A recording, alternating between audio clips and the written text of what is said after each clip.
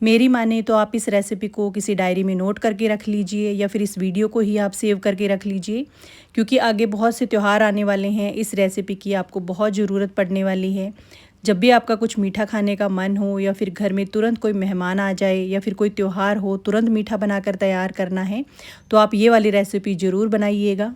ये रेसिपी बिना घी के, बिना मावा, बिना पनीर और बिना गैस जलाए सिर्फ 5 से 7 मिनट में बनकर तैयार हो जाती है। बनाना तो इसे बहुत ही ज़्यादा आसान है। अगर आपने कभी मिठाई नहीं बनाई है तो भी आप इस मिठाई को मिनटों में बनाकर तैयार कर लेंगे और यकीन मानिए फ्रेंड्स, खाने में बहुत ही ज़्यादा टेस्टी बनती है। तो चलिए बनाना शुरू करते हैं इस रेसिपी को। तो इस रेसिपी को हम बनाएंगे भुने हुए चने से। भुना हुआ जो चना है वो पहले से भुना रहता है, तो ये बिल्कुल भी कच्चा नहीं होता है। इन्हें हम डायरेक्ट खा सकते हैं। हमें इसका छिलका हटा लेना है ताकि मिठाई का कलर अच्छा आए। तो इस तरीके से आप हल्का सा इसे रब करेंगे तो इसका आसानी से छिलका हट जाएगा। तो यहाँ पर ये देखिए, मैंने चनों का छिलका हटा लिया है। आप चाहें तो छिलके के साथ भी इसे यूज़ कर सकते हैं और बिना छिलके वाले भुने हुए चने भी आपको आसानी से मार्केट में मिल जाएंगे। अब इन चनों को हम मिक्सी जार में डालेंगे। इन्हें एकदम बारीक सा पीसना है। तो मैं इस रेसिपी के लिए 2 कटोरी भुने हुए चने ले रही हूँ। आप कोई भी कप या कटोरी का एक नाप सेट कर लीजिएगा, सभी चीज़ें उसी से नाप कर लीजिएगा। तो 2 कटोरी भुने हुए चने मैंने इस मिक्सी जार में डाल दिए हैं। अब इन्हें एकदम बारीक सा पीस लेंगे। तो यहाँ पर मैंने चनों को एकदम बारीक सा पीस लिया है। कुछ दाने इसमें साबुत रह जाते हैं, तो इसे हम छान लेंगे। तो चनों को आप ज़रूर से एक बार छान लीजिएगा। कितना भी अच्छे से हम पीसें फिर भी साबुत कुछ दाने रह जाते हैं और मिठाई को खाते टाइम जब वो दाने मुंह में आते हैं तो मिठाई का टेस्ट अच्छा नहीं आता है। तो एक खुला सा बर्तन लेंगे और इसे छन्नी में डालकर इस तरीके से छान लेंगे।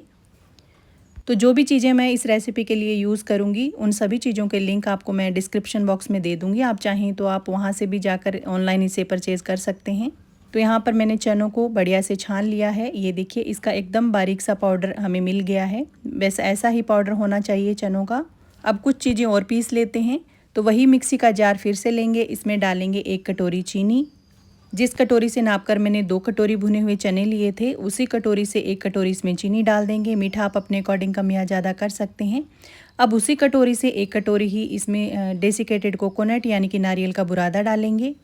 आप चाहे तो सूखे नारियल को कद्दूकस करके भी इसमें डाल सकते हैं। अब इसमें 3 से 4 इलायची का जो छिलका है वो हटाकर डाल देंगे। इसे हमें छानना ना पड़े, इसके लिए मैंने छिलका इसका हटाकर डाला है। अब इन सभी चीज़ों का एकदम बारीक सा पाउडर बनाकर तैयार कर लेंगे। मैंने इसमें ड्राई फ्रूट्स यूज़ नहीं किए हैं। आप चाहें तो इसमें थोड़े बादाम, थोड़े काजू भी डाल सकते हैं। उससे भी इस मिठाई का टेस्ट बहुत बढ़िया आता है। अब इस पाउडर को भी उसी बाउल में निकाल लेंगे। अगर आप इसे छानना चाहते हैं तो छान सकते हैं। अगर इसमें आप थोड़ा मावा का टेस्ट देना चाहते हैं तो इसमें आधा कटोरी मिल्क पाउडर भी डाल सकते हैं। इस मिठाई में नारियल और बेसन दोनों का फ्लेवर रहेगा, जिससे मिठाई का टेस्ट बहुत बढ़िया आएगा। तो ये देखिए, सभी चीज़ें मैंने एक बार इस तरीके से अच्छे से मिक्स कर दी है। अगर आपको नारियल का फ्लेवर पसंद ना हो तो आप ड्राई फ्रूट्स को पीस कर नारियल की जगह डाल सकते हैं। अब यहाँ पर मैं इस मिठाई को बाइंड देने के लिए दूध ले रही हूँ। ये उबाल कर ठंडा किया हुआ दूध है। इस रेसिपी के लिए आप कच्चा दूध बिल्कुल यूज़ मत करिएगा। मैं इसे केवल 2 से 3 दिन स्टोर करके रखने के लिए बना रही हूँ। अगर आप इसे लंबे समय तक स्टोर करना चाहते हैं तो आप दूध की जगह घी का यूज़ करिएगा। घी से ये मिठाई जल्दी ख़राब नहीं होगी।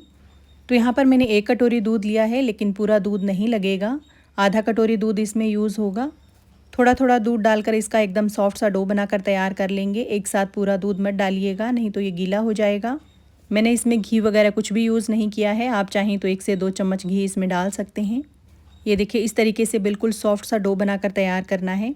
तो यहाँ पर हमने 1 कटोरी दूध लिया था, उसमें से आधा कटोरी दूध हमारा बच गया है। अब इस मिठाई को हम शेप देंगे। तो मैं इसकी आज रोल मिठाई बनाकर तैयार कर रही हूँ। आप इसकी बर्फ़ी बनाना चाहते हैं तो किसी कंटेनर में जमा कर इसकी बर्फ़ी भी बना सकते हैं। आप इस मिठाई के डो से लड्डू या पेड़े बनाना चाहते हैं तो वो भी बना सकते हैं। तो इस तरीके से किचन की सेल्फ पे या फिर इस तरीके से चॉपिंग बोर्ड के ऊपर रख के इसे मिठाई का गोल गोल शेप देंगे।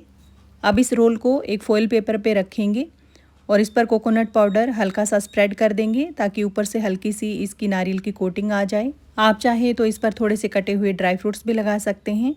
आप इसे और भी बढ़िया लुक देने के लिए इस पर चांदी का वर्क लगा सकते हैं या फिर सूखे गुलाब की जो पंखुड़ियाँ होती हैं वो भी आप इस पर लगा सकते हैं। मैं आज इसे केवल नारियल से कोट कर रही हूँ। अब इस सिल्वर पेपर को इस तरीके से इसके साथ रोल करते जाएंगे ताकि हमारी मिठाई अच्छे से सेट हो जाए। तो इसी तरीके से हमें दूसरा जो रोल है वो भी बनाकर तैयार कर लेना है। तो यहाँ पर मैंने दोनों जो रोल है वो बना के तैयार कर लिए हैं। अब इसे 10 मिनट के लिए मैंने फ्रिज में रख दिया था ताकि अच्छे से सेट हो जाए। याद रखिएगा हमें फ्रिज में रखना है, फ्रीज़र में नहीं रखना है। अगर आपके पास टाइम नहीं है तो आप इसे इस तरीके से डायरेक्ट भी कट कर सकते हैं। तो ये देखिए एक ही साइज़ के सारे पीसेस कट कर लेंगे। तो केवल 5 से 7 मिनट में ये रेसिपी बनकर तैयार हो जाती है, ज़्यादा टाइम नहीं लगता है और बहुत ही कम सामान में बनकर तैयार होती है, लेकिन इसका जो टेस्ट है वो बहुत ही बढ़िया आता है। तो ये देखिए मेरे कट करने से ही आपको पता चल रहा होगा कि मिठाई कितनी ज़्यादा सॉफ्ट बनी है। एकदम सॉफ्ट और मुंह में घुल जाने वाली हमारी मिठाई बनकर तैयार हुई है। तो जब भी आपके पास समय कम हो मिठाई बनाकर तैयार करनी हो तो आप ये वाली मिठाई बनाकर तैयार कर सकते हैं। बहुत ही कम सामान में और कम समय में बनकर तैयार हो जाती है। इस तरीके की आसान रेसिपीज़ मैंने आपके साथ काफ़ी बार शेयर की है।